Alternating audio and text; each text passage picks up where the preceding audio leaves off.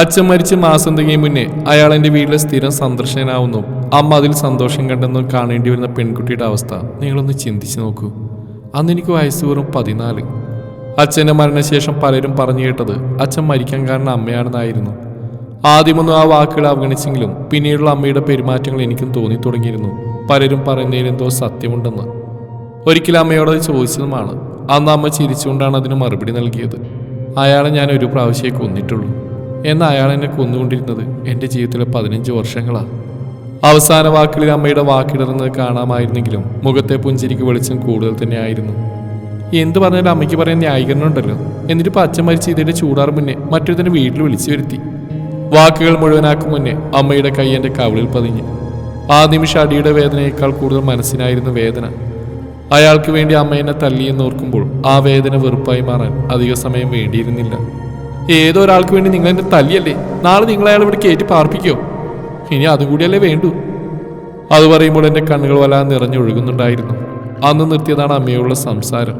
ആ മുഖത്ത് നോക്കാൻ പോലും താല്പര്യം തോന്നിയില്ല. എൻ്റെ ആ നിമിഷത്തെ പ്രതികരണം കൊണ്ടാവാം പിന്നീട് അയാൾ വീട്ടിൽ വന്ന് കണ്ടിട്ടില്ല. മോളെ എന്ന് വിളിച്ച് പുറകെ വരുന്ന അമ്മയെ അവഗണിക്കുമ്പോൾ അമ്മയുടെ കണ്ണുകൾ നിറയുന്നത് കണ്ടിട്ടുണ്ട്. പക്ഷെ ആ കണ്ണുനീരെ ഞാൻ അവിശ്വസിച്ച് തുടങ്ങിയിരുന്നു.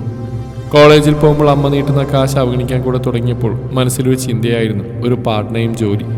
എൻ്റെ ആവശ്യങ്ങൾക്ക് ഞാൻ തന്നെ അധ്വാനിക്കണമെന്ന ഉറച്ച തീരുമാനം. വെപ്രാളത്തോടെ ഗേറ്റിൽ കാത്തിരിക്കുന്ന അമ്മയെ ഞാൻ അവഗണിക്കുമ്പോൾ ഞാൻ അതിലെല്ലാം സന്തോഷം കണ്ടെത്തി. മോളെ, എന്തിനാ അമ്മയോട് ഇങ്ങനെ? ഒരാൾ വീട്ടിൽ വന്ന് കരുതി അതിൻ്റെ മോൾ മറ്റൊരർത്ഥത്തിൽ കണ്ടപ്പോൾ അമ്മയ്ക്കുണ്ടായ ദേഷ്യവും വിഷമമാണ് അന്ന് അമ്മ ഇങ്ങനെ പ്രതികരിച്ച്. അതിൻ്റെ പേരിൽ മോളിങ്ങനെ അമ്മയോട് വെറുപ്പ് കാണിച്ച് നടക്കുമ്പോൾ അമ്മയ്ക്കുണ്ടാകുന്ന വിഷമം മോൾക്കറിയും. അമ്മ എൻ്റെ കയ്യിൽ പിടിച്ച് കരയുമ്പോൾ ആ കൈ ഞാൻ പുച്ഛത്തോടെ കുടഞ്ഞു മാറ്റി. എനിക്ക് വേണ്ട ഈ കള്ളക്കണ്ണീര്. എൻ്റെ കാര്യങ്ങൾ നോക്കാനൊക്കെ എനിക്കറിയാം, കേട്ടല്ലോ. അതും പറഞ്ഞ് ഞാൻ അകത്തേക്ക് നടക്കുമ്പോൾ പുറകിൽ അമ്മയുടെ തേങ്ങൽ എൻ്റെ കാതിലേക്ക് ഒഴുകിയെത്തി. ആ വീട് മൗനത്തിൻ്റെ മാറാറ് പിടിച്ചതും വാക്കുകൾക്ക് മേൽ ചങ്ങല വീണതും പെട്ടെന്നായിരുന്നു. അന്ന് കുറച്ചു നേരത്തെ ജോലി കഴിഞ്ഞിറങ്ങുമ്പോൾ ഒരിക്കലും പ്രതീക്ഷിച്ചില്ല വഴിയിൽ വെച്ച് അയാളെ കണ്ടുമുട്ടുമെന്ന്. അന്ന് അമ്മയോട് മുഖത്ത് നോക്കി ചോദിച്ച ശേഷം പിന്നീട് ഒരിക്കലും ആ പടി കയറി വരാതിരുന്ന ആ മുഖം പെട്ടെന്ന് കണ്ടപ്പോൾ മനസ്സിലൊരു പേടിയും വെപ്രാളവും ഉണ്ടായിരുന്നു. വഴിയിൽ അങ്ങിങ്ങായ ആളുകൾ ഉണ്ടെന്നായിരുന്നു ആശ്വാസം. അയാൾ വരുന്ന എൻ്റെ അരികിലേക്കാണ് തോന്നിയപ്പോൾ അയാൾക്ക് മുഖം കൊടുക്കാതെ വേഗം മുന്നോട്ട് നടന്നു ഞാൻ. മോളെ, അയാൾ പുറകിൽ നിന്ന് വിളിക്കുന്ന കാതിൽ പതിയുമ്പോൾ ഞാൻ മുന്നോട്ട് ഒന്നുകൂടെ കാൽ വലിച്ചു വെച്ചു. മോളെ, ഒരാളെ തെറ്റിദ്ധരിക്കാൻ കാണിക്കുന്ന മനസ്സ് ഒരാളെ കേൾക്കാൻ കൂടി കാണിക്കണം. അയാളത് പറയുമ്പോൾ ഞാനൊരു നിമിഷം നിന്നു. പിന്നെ അയാൾക്ക് നേരെ തിരിഞ്ഞൊന്ന് പുച്ഛത്തോടെ ചിരിച്ചു. ഒരാൾ മരിച്ച് ചൂടാറ് മുന്നേ ആ വീട്ടിൽ വന്നു പോകുന്ന ആളെയാണോ ഞാൻ കേൾക്കേണ്ടത്?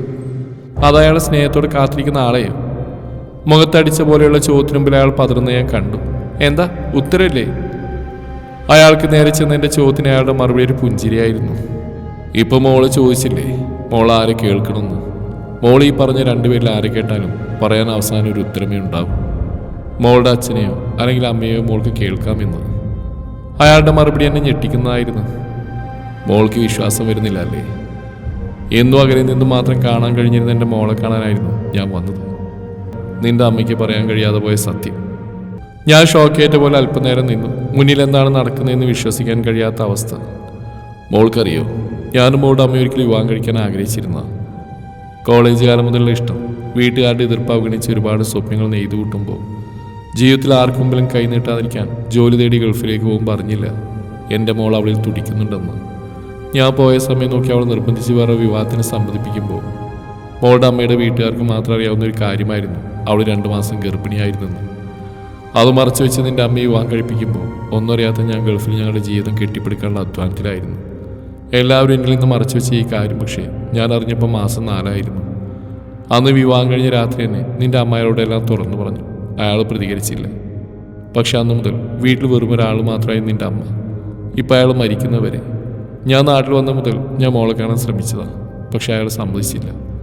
അന്നൊക്കെ പല വഴിയിൽ ഞാൻ കാത്തുനിന്നു മോളെ ഒന്ന് കാണാൻ. ഇപ്പം അയാൾ മരിച്ച മോളെ നേരിട്ട് കാണാൻ വേണ്ടിയാണ് ഞാൻ വീട്ടിൽ. അല്ലാതെ മോള് കരുതും പോലെ ഞാനും അമ്മയും തമ്മിൽ. അയാൾ കൂടുതൽ പറയും മുന്നേ ഞാൻ അയാളെ കൈ ഉയർത്തി വിലക്കി. ഇത്രയൊക്കെ പറഞ്ഞ സ്ഥിതിക്ക് ഞാനൊന്ന് ചോദിച്ചോട്ടെ, ഞാൻ എങ്ങനെയാ ഇനി ജീവിക്കേണ്ടത്? തന്തയ്ക്ക് വരുന്ന മോളായിട്ടോ തന്തയ്ക്ക് പറക്കാത്ത മോളായിട്ടോ ഒരു ഉത്തരം തരാൻ നിങ്ങൾക്ക് കഴിയോ? മോളെ, നീ എൻ്റെ മോളാ, ഈ അച്ഛൻ്റെ മോൾ. അത് പറയുമ്പോൾ അയാൾ വികാരഭരിതനാവുന്ന ഞാൻ കണ്ടു. ഞാനൊന്ന് പുഞ്ചിരിച്ചു. പക്ഷെ ഞാൻ വളർന്ന് മരിച്ചുപോയ അച്ഛൻ്റെ മോളായിട്ടാണ്. ആ മനുഷ്യൻ എൻ്റെ സ്വന്തം അച്ഛനെ പോലെ ആ സ്നേഹിച്ച്. ആ മനുഷ്യന് പിറന്നല്ല ഞാനെന്ന് എനിക്ക് ഒരിക്കലും തോന്നിപ്പിച്ചിട്ടില്ല ആ മനുഷ്യൻ. പിന്നെ ആൾ ചതിക്കപ്പെട്ടു എന്നറിഞ്ഞിട്ട് അമ്മയോട് ക്ഷമിച്ചെങ്കിൽ, സ്വന്തം മോളിലെന്ന് പറഞ്ഞിട്ട് മരണം വരെ ഒരു കുറവില്ലാതെ എന്നെ വളർത്തിയെങ്കിൽ, ആ മനുഷ്യൻ തന്നെയാണ് എൻ്റെ ജീവിതത്തിൽ ഞാൻ കണ്ട വലിയവൻ. ഇതിൽ തെറ്റും ശരി ആരുടെ ഭാഗത്താണെന്ന് ഞാൻ ചിന്തിക്കുന്നില്ല. പക്ഷേ എൻ്റെ ശരി എന്നെ സ്നേഹിച്ച് വളർത്തിയ എൻ്റെ അച്ഛനാണ്. ആ അച്ഛൻ്റെ മോളായി ജീവിക്കാനാണ് എനിക്ക് താല്പര്യം. അതുകൊണ്ട് ഈ വിഷയം ഇവിടെ തീർന്നു. ഇനി അച്ഛൻ്റെ സ്ഥാനത്തിന് വേണ്ടി എനിക്ക് മുമ്പിൽ വരരുത്. പറയുന്ന കേട്ടിട്ടുണ്ട് അമ്മ ചൂണ്ടിക്കാണിക്കുന്നവനാണ് അച്ഛനെന്ന്. പക്ഷേ എൻ്റെ അച്ഛനറിയാൻ എനിക്ക് അമ്മ ചൂണ്ടിക്കാണിക്കേണ്ട ആവശ്യമില്ല. ആ സ്ഥാനത്തിന് എൻ്റെ മനസ്സിൽ ഒരാളേ ഉള്ളൂ. ആ മനുഷ്യനിന്ന് ജീവിച്ചിരിപ്പില്ല. അതും പറഞ്ഞ് ഞാൻ എൻ്റെ ശരികളെ മുറുകെ പിടിച്ച് കണ്ണുകൾ തുടച്ചുകൊണ്ട് മുന്നോട്ട് നടക്കുമ്പോൾ പുറകിലെ ആൾ പരവശനായി നിൽപ്പുണ്ടായിരുന്നു. ആരുടെ ഭാഗത്താണ് തെറ്റെന്ന് മനസ്സിലാവാതെ.